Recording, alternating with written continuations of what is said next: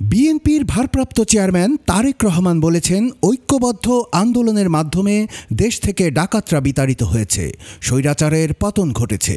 তিনি আশঙ্কা প্রকাশ করেন, ঐক্যবদ্ধ না থাকলে দেশ স্বাধীন হবার পর এবং 2008 সালের নির্বাচনের পর যেভাবে স্বৈরাচার চেপে বসেছিল, আবারও সেই গুপ্ত স্বৈরাচারের উত্থান হতে পারে। সারা দেশের নেতাকর্মীদের উদ্দেশ্য করে তিনি বলেন, দেশ গড়ার কাজে ঐক্যবদ্ধ থাকতে হবে, গুপ্ত স্বৈরাচার থেকে দেশ ও দেশের মানুষকে রক্ষা করতে হবে। এই সম্মেলন অনুষ্ঠানটি কেন সুন্দর হয়েছে? কারণ আজ এখানে যারা আপনারা উপস্থিত আছেন, যারা এই অনুষ্ঠানের আয়োজন করেছেন, সকলে ঐক্যবদ্ধ আছেন বলেই আজকের এই সুন্দর অনুষ্ঠানটি আয়োজন করা সম্ভব হয়েছে। আপনারা সকলে ঐক্যবদ্ধ আছেন বলেই এরকম একটি সুশৃঙ্খল ডিসিপ্লিন অনুষ্ঠান আয়োজন করা বা সম্পন্ন করা সম্ভব হয়েছে।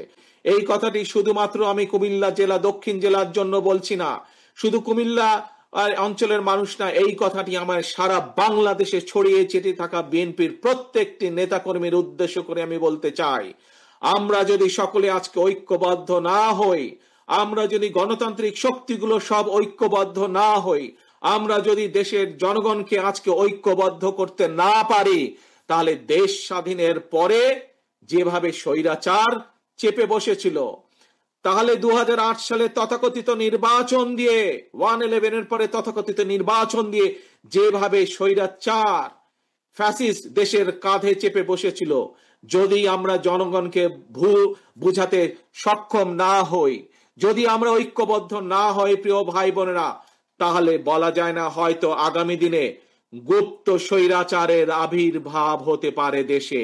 কাজে এই গুপ্ত স্বৈরাচার থেকে দেশকে রক্ষা করতে হবে, দেশের মানুষকে রক্ষা করতে হবে আমাদের।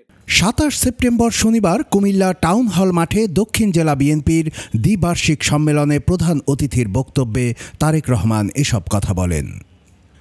দীর্ঘ 16 বছর পর অনুষ্ঠিত এই সম্মেলনকে ঘিরে নেতাকর্মীদের মধ্যে ছিল বাঁধভাঙা উচ্ছ্বাস, উদ্দীপনা।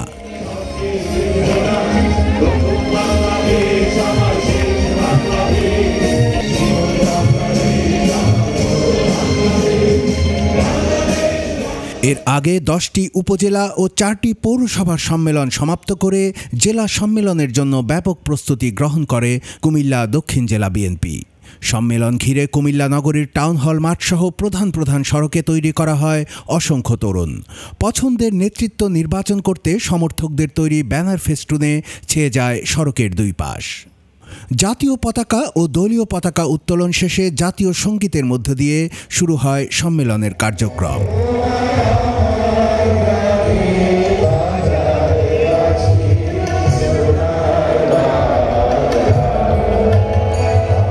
সম্মেলনে প্রধান বক্তা ছিলেন বিএনপির কেন্দ্রীয় স্থায়ী কমিটির সদস্য সালাহ উদ্দিন আহমেদ।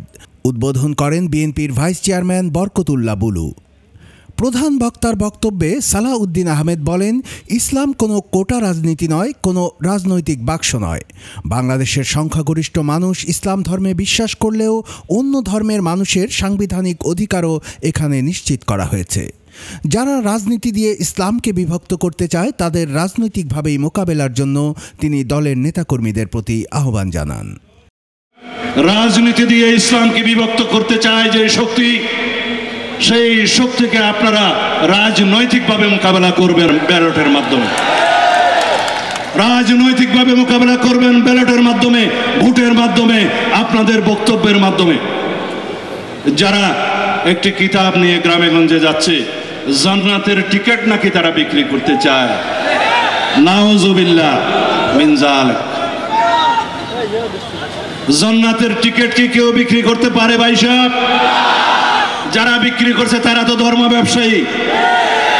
যারা বলছে মসজিদ। সম্মেলনে বিএনপির চেয়ারপারসনের উপদেষ্টা আলহাজ মনিরুল হক চৌধুরী ও হাজী আমিনুর রশিদ ইয়াসিন ছাড়াও আরও বক্তব্য রাখেন কেন্দ্রীয় শিল্প বিষয়ক সম্পাদক মোহাম্মদ আবুল কালাম, কুমিল্লা বিভাগীয় সাংগঠনিক সম্পাদক অধ্যক্ষ সেলিম ভূঁইয়া, সহ সাংগঠনিক সম্পাদক মোহাম্মদ মোস্তাক মিয়া, কুমিল্লা মহানগর বিএনপি সভাপতি উদ্বাতুল বারী আবু, সাধারণ সম্পাদক ইউসুফ মোল্লা টিপু, জেলা বিএনপির যুগ্ম আহ্বায়ক আমিরুজ্জামান আমির, উত্তর জেলা বিএনপির আহ্বায়ক আক্তারুজ্জামান প্রমুখ।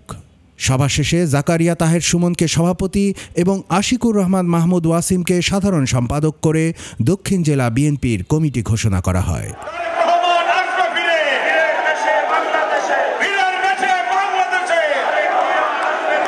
কুমিল্লার কাগজ নিউজ ডেস্ক।